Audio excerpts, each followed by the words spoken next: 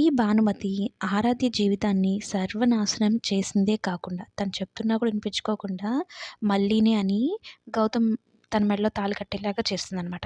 సరే అంతటితో ఏమన్నా వదిలేస్తుందా అని అనుకుంటే, గౌతమ్‌ని చంపించేస్తుంది. అటు కౌసల్యని ఆరాధ్య చనిపోయేలా చేస్తుంది. ఆ బిడ్డ అనాథ అయ్యేలాగా చేస్తుందనమాట. అయితే ఇప్పుడు గౌతమ్ బ్రతికే ఉన్నాడన్న విషయం తెలుసుకుంటుంది. కానీ ఆదికేశవ దగ్గర మల్లికని వదిలేసి చనిపోయింది కదా ఆరాధ్య.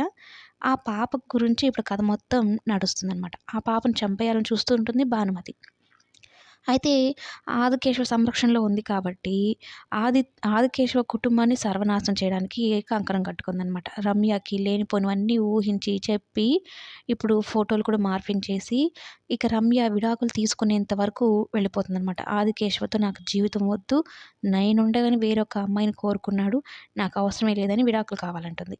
ఆ ఫోటోలు మార్ఫింగ్ చేసిన ఫోటోలనమాట. వీళ్ళు పల్లెటూరు వాతావరణం కాబట్టి అయి నిజం ఫోటోలన్నట్టు నమ్మి ఇప్పుడు ఈ రమ్య ఇంత పెద్ద నిర్ణయం అయితే తీసుకుంది. అయితే ఆదికేశవ పిన్ని ఆ ఫోటోలు తీసుకొని వెళ్ళి ఆదికేశవ ముందొచ్చి "ఏంట్రా ఇవి? వీటికి ఏం సమాధానం చెప్తావు?" అంటే, "పిన్ని ఇవి నిజం కాదు. ఆ భానుమతి మమ్మల్నిద్దరిని విడదీయడం కోసమే కుట్ర చేస్తుంది. ఆ భానుమతి చేసిన కుట్ర ఇదంతా" అని చెప్తాడనమాట. అయినా వినిపించుకోదనమాట రమ్య. ఆమెకేం అవసరం?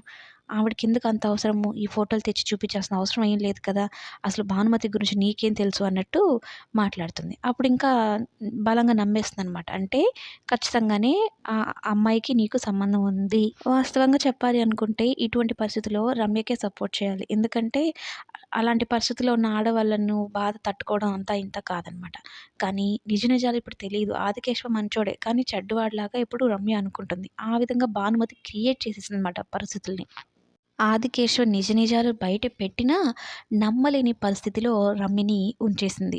ఇప్పుడు గనక గౌతమ్ స్పృహలోకి వచ్చి కళ్ళు తెరిచి మల్లికని గుర్తుపట్టి మల్లిక నా కూతురు, ఆ అమ్మాయి నా భార్య అంటే ఆరాధ్యని కూడా పెళ్లి చేసుకున్నాడు కాబట్టి ఆరాధ్య కూడా నా భార్య అని గనుక చెప్తే వీళ్ళ కాపురం కొంచెం కుదుట పడొచ్చు. కానీ ట్విస్ట్ ఎలాంటి ట్విస్ట్ ఇవ్వబోతున్నాడనేది కమింగ్ ఎపిసోడ్స్‌లో చూద్దాం.